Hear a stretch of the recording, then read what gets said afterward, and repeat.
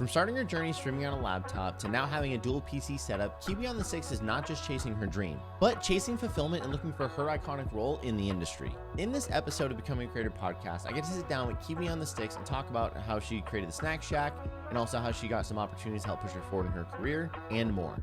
Here's what Kiwi had to say when I spoke with her. I feel like the community building aspect is so important. There's a lot of maintenance there, but I saw such huge growth, I feel, between 2021 and 2022 that now I'm like, okay, you know, I'm not necessarily pushing directly for growth like how I was when I was trying to become a partner, but more so making good use of the tools that have been given to me, making good use of the support of my community. You know, they're there like hanging out and watching and doing all this stuff. So I'm trying to make sure I can like actually capitalize on those things, and everybody wants to make their community proud at the end of the day. So that's kind of where I am now. I want to make sure I'm building a solid foundation for myself now that I know that I'm going to be working in the industry like as a full-time creator. You call your community or your space the Snack Shack. Where in the world did that come from? When I first started, that was like the first time that a lot of the people I had been gaming with previously, that was like the first time they were really seeing me. So they were like, ooh, Kiwi, you're a snack. You know, we kind of like developed that, you know,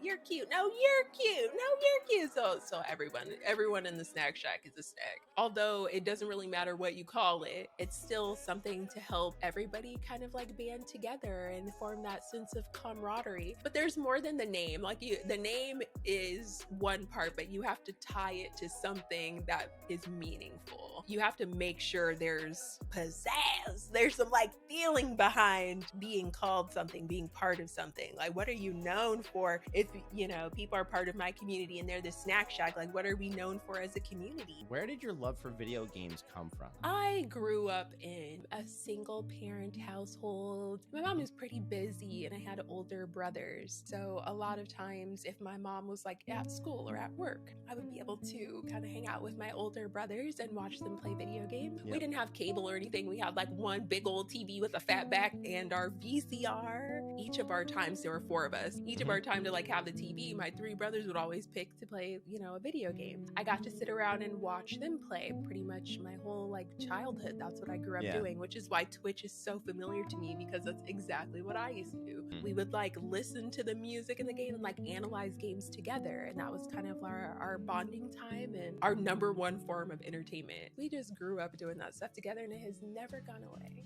I played Splatoon 2 competitively. My friends and I started a team because we love Splatoon. We were obsessed. So I started playing at LANs, which are like in-person tournaments and things. Yep. I played in Switch Fest. That was when I was like, oh, I love this. So really going to play in a LAN and starting the competitive team for Splatoon 2. And people the entire time I was at the LAN, they were like, are you a streamer? And I was like, huh? I didn't even know what they were talking about. I was like, no. Yeah. One of my teammates ended up streaming. Tiki Minaj, she ended up streaming on Twitch, and I thought it was the most fun thing ever. So I was like, I want to do this. So that next year I got my little tax return. It was like $600 or something. I went to Best Buy and got my little Acer laptop, and I was like, okay, let's go. You've gotten a couple of opportunities like with that. Also the broadcaster, you won a grant through them as well too. Because I feel like a lot of people are afraid to put themselves out there for those opportunities, right? What would you say to inspire other people to just go ahead and shoot their shot and just go for those opportunities? I think a lot of that hesitation comes from people not wanting to like sound like they're bragging. And then some people just don't know how to talk about themselves. Yeah. Some people can't identify their positive attributes or can't identify those things, and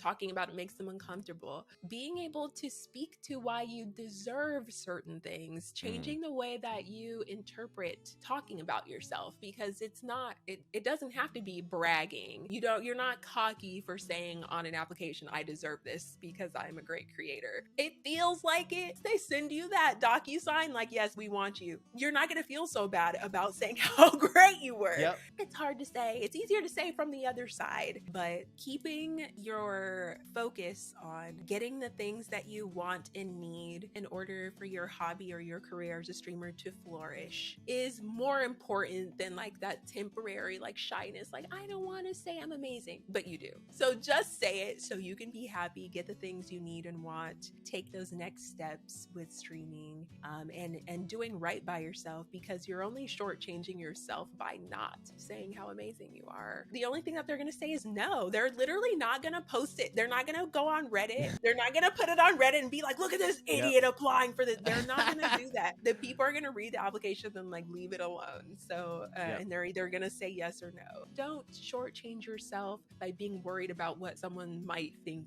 about what you have to say. It's more important that you get what you need and you want for your career than it is to be worried about that.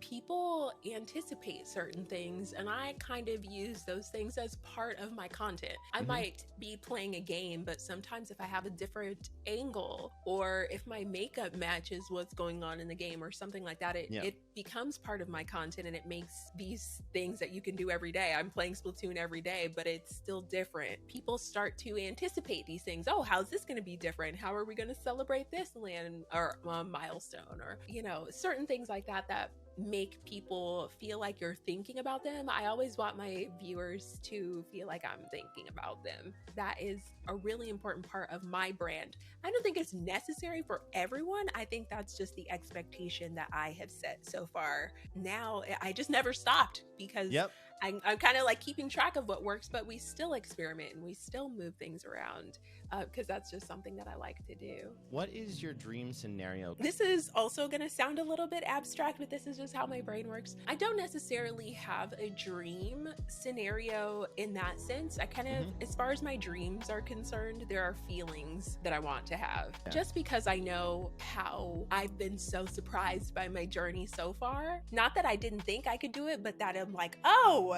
this is so cool. You know, I got a chance to be on a billboard in Times Square thanks to Twitch. And that was like not something that I could have guessed for myself. That even in my dream scenario, I couldn't have come up with that. So I kind of keep it, you know, because who thinks that that's gonna happen? Back then, my dream was like to have a computer, and it's like now I have 2 computers that you like, you know, it's like my dreams. I don't even know if I'm capable of thinking that big. I don't know if I have a big enough imagination for what I am actually capable of, which is actually a great thing in my opinion. I want to be able to pay my bills.